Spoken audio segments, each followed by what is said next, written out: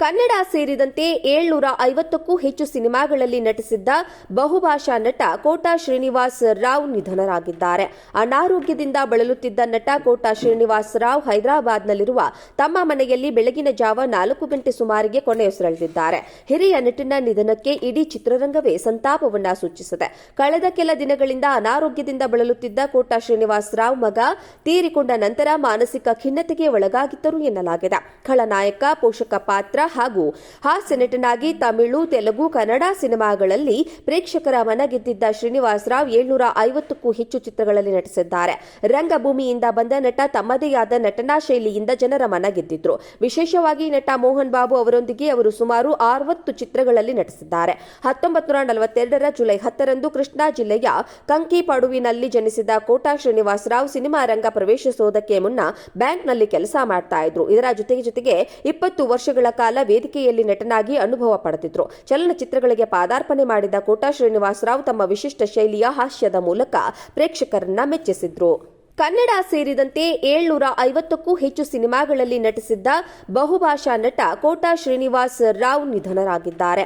ಅನಾರೋಗ್ಯದಿಂದ ಬಳಲುತ್ತಿದ್ದ ನಟ ಕೋಟಾ ಶ್ರೀನಿವಾಸ್ ರಾವ್ ಹೈದರಾಬಾದ್ನಲ್ಲಿರುವ ತಮ್ಮ ಮನೆಯಲ್ಲಿ ಬೆಳಗಿನ ಜಾವ 4 ಗಂಟೆ ಸುಮಾರಿಗೆ ಕೊನೆಯುಸಿರೆಳೆದಿದ್ದಾರೆ. ಹಿರಿಯ ನಟನ ನಿಧನಕ್ಕೆ ಇಡೀ ಚಿತ್ರರಂಗವೇ ಸಂತಾಪವನ್ನ ಸೂಚಿಸಿದೆ. ಕಳೆದ ಕೆಲ ದಿನಗಳಿಂದ ಅನಾರೋಗ್ಯದಿಂದ ಬಳಲುತ್ತಿದ್ದ ಕೋಟಾ ಶ್ರೀನಿವಾಸ್ ರಾವ್ ಮಗ ತೀರಿಕೊಂಡ ನಂತರ ಮಾನಸಿಕ ಖಿನ್ನತೆಗೆ ಒಳಗಾಗಿದ್ದರು ಎನ್ನಲಾಗಿದೆ. ಖಳನಾಯಕ, ಪೋಷಕ ಪಾತ್ರ ಹಾಗೂ ಹಾಸ್ಯ ನಟನಾಗಿ ತಮಿಳು, ತೆಲುಗು, ಕನ್ನಡ ಸಿನಿಮಾಗಳಲ್ಲಿ ಪ್ರೇಕ್ಷಕರ ಮನಗೆದ್ದಿದ್ದ ಶ್ರೀನಿವಾಸ್ ರಾವ್ 750ಕ್ಕೂ ಹೆಚ್ಚು ಚಿತ್ರಗಳಲ್ಲಿ ನಟಿಸಿದ್ದಾರೆ. ರಂಗಭೂಮಿಯಿಂದ ಬಂದ ನಟ ತಮ್ಮದೇ ಆದ ನಟನಾ ಶೈಲಿಯಿಂದ ಜನರ ಮನಗೆದ್ದಿದ್ರು. ವಿಶೇಷವಾಗಿ ನಟ ಮೋಹನ್ ಬಾಬು ಅವರೊಂದಿಗೆ ಅವರು ಸುಮಾರು 60 ಚಿತ್ರಗಳಲ್ಲಿ ನಟಿಸಿದ್ದಾರೆ. 1942ರ ಜುಲೈ 10ರಂದು ಕೃಷ್ಣಾ ಜಿಲ್ಲೆಯ ಕಂಕಿಪಡುವಿನಲ್ಲಿ ಜನಿಸಿದ ಕೋಟಾ ಶ್ರೀನಿವಾಸ್ ರಾವ್ ಸಿನಿಮಾ ರಂಗ ಪ್ರವೇಶಿಸುವುದಕ್ಕೆ ಮುನ್ನ ಬ್ಯಾಂಕ್ನಲ್ಲಿ ಕೆಲಸ ಮಾಡ್ತಾ ಇದ್ರು. ಇದರ ಜೊತೆಗೆ 20 ವರ್ಷಗಳ ಕಾಲ ವೇದಿಕೆಯಲ್ಲಿ ನಟನಾಗಿ ಅನುಭವ ಪಡೆದಿದ್ರು. ಚಲನಚಿತ್ರಗಳಿಗೆ ಪಾದಾರ್ಪಣೆ ಮಾಡಿದ ಕೋಟಾ ಶ್ರೀನಿವಾಸ್ ರಾವ್ ತಮ್ಮ ವಿಶಿಷ್ಟ ಶೈಲಿಯ ಹಾಸ್ಯದ ಮೂಲಕ ಪ್ರೇಕ್ಷಕರನ್ನ ಮೆಚ್ಚಿಸಿದ್ರು. ಕನ್ನಡ ಸೇರಿದಂತೆ 750ಕ್ಕೂ ಹೆಚ್ಚು ಸಿನಿಮಾಗಳಲ್ಲಿ ನಟಿಸಿದ್ದ ಬಹುಭಾಷಾ ನಟ ಕೋಟಾ ಶ್ರೀನಿವಾಸ್ ರಾವ್ ನಿಧನರಾಗಿದ್ದಾರೆ. ಅನಾರೋಗ್ಯದಿಂದ ಬಳಲುತ್ತಿದ್ದ ನಟ ಕೋಟಾ ಶ್ರೀನಿವಾಸ್ ರಾವ್ ಹೈದರಾಬಾದ್ನಲ್ಲಿರುವ ತಮ್ಮ ಮನೆಯಲ್ಲಿ ಬೆಳಗಿನ ಜಾವ 4 ಗಂಟೆ ಸುಮಾರಿಗೆ ಕೊನೆಯುಸಿರೆಳೆದಿದ್ದಾರೆ. ಹಿರಿಯ ನಟನ ನಿಧನಕ್ಕೆ ಇಡೀ ಚಿತ್ರರಂಗವೇ ಸಂತಾಪವನ್ನ ಸೂಚಿಸಿದೆ.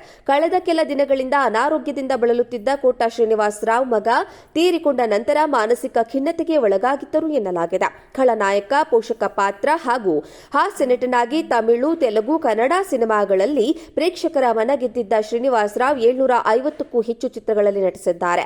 ರಂಗಭೂಮಿಯಿಂದ ಬಂದ ನಟ ತಮ್ಮದೇ ಆದ ನಟನಾ ಶೈಲಿಯಿಂದ ಜನರ ಮನಗೆದ್ದಿದ್ರು. ವಿಶೇಷವಾಗಿ ನಟ ಮೋಹನ್ ಬಾಬು ಅವರೊಂದಿಗೆ ಅವರು ಸುಮಾರು 60 ಚಿತ್ರಗಳಲ್ಲಿ ನಟಿಸಿದ್ದಾರೆ.